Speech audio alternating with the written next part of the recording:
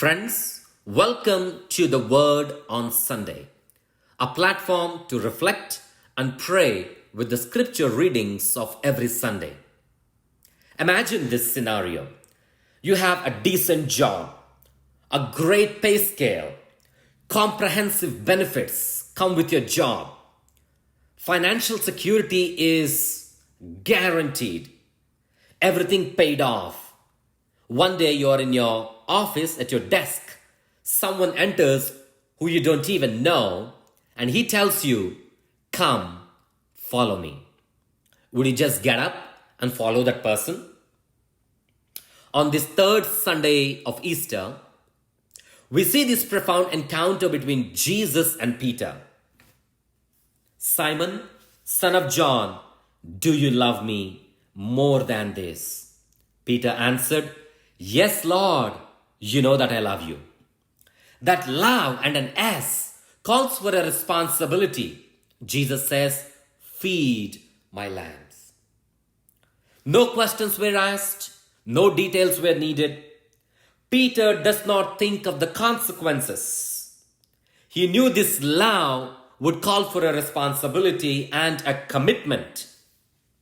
We know in the Gospels that John was the beloved disciple of Jesus. But Peter is the disciple who loved Jesus the most. Whenever someone asks you a question, it almost entails a yes or a no. It is easy to say a yes or a no, but yet we know that saying yes to a question would definitely call for a commitment and a responsibility. When Jesus asked Peter 3 times, "Simon, son of John, do you love me more than these?" We need to go back to the original Greek. "Do you love me" in English translation has to be understood not just in eros form of love, not in philia form of love, but in agape form of love. Jesus was asking Peter in the third set of love, which is the agape form of love. But Peter was answering Jesus in the level of philia, as a love that exists between friends. While Jesus asked Peter, "Do you love me?" in the agape form, Peter remained at philia. That is why Jesus says, "You will not understand this now, and the consequences of your yes will call for a responsibility and a commitment to feed my lamb, to feed my sheep." Peter's threefold denial of Jesus is now replaced by Jesus' threefold love. "Peter, do you love me? Do you love me? Do you love me?" And the answer and the yes of Peter will reflect later on when Peter said that he was not worthy enough to be crucified like his master. Therefore, Peter was crucified upside down. If you look at Peter's life, Peter acts instantaneously, immediately, spontaneously. So much so, he cut the ear of the servant. He was jumping into the sea when he met Jesus on the ocean. He would take the initiative to answer on behalf of the apostles. He's so quick to answer. But such a quick response, such a quick yes, Peter would eventually understand the consequences, that he would be the rock, that he would be the successor of Jesus on this earth for the church.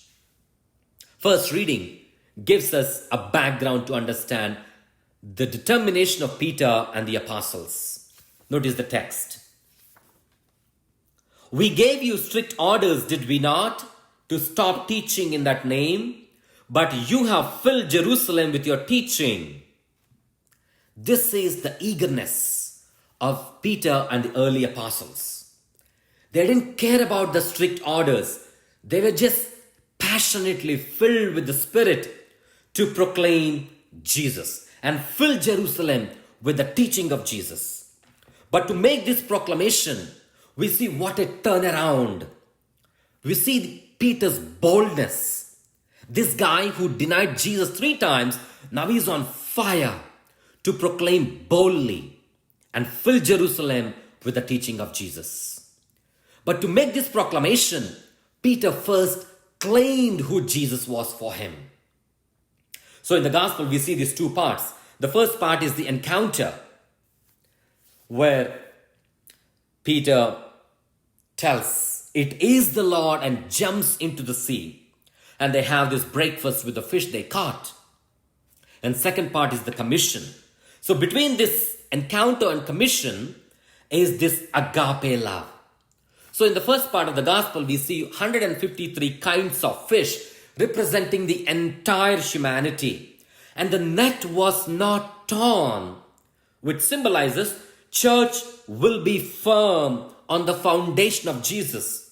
There will be abuse, scandal, stupidity, bad example, but the church will not fall apart because it is strongly rooted in the foundation of Jesus. And Peter says, at the word of Jesus, "I'll cast the net on the right side of the boat."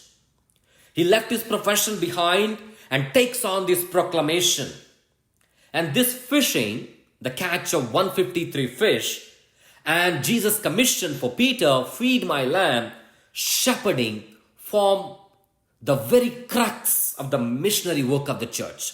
Fishing for the disciples and shepherding the flock form the very core of Petrine ministry and the succession of the apostles in the church even to this day. The boat represents the church. The net and the catch of 153 fish represent the unity in the church. The rough sea presents to us the world and the challenges for the church. Peter represents the authority, the Petrine ministry, the shepherding in the church, and 153 fish represent the diversity in the church. Knowing the consequences and the responsibility of loving and following Jesus, like Peter and the apostles, are we bold to claim Christ and proclaim him in the neighborhoods of our Jerusalem today? Like the early apostles, Peter and his team, they filled Jerusalem with the teaching of Jesus. They were bold to proclaim Christ whom they have claimed. Now, today, knowing the consequences of that yes, and we know that yes claims a responsibility and a commitment. Knowing the consequences of such commitment, are we bold to follow Jesus, like Peter and the apostles, and proclaim him in the neighborhoods of our Jerusalem? Father Praveen Lakkisetti, here at St. Mary's Church in Stockdale, St. Anne Catholic Church in Kosciuszko, Texas. Thank you and God bless.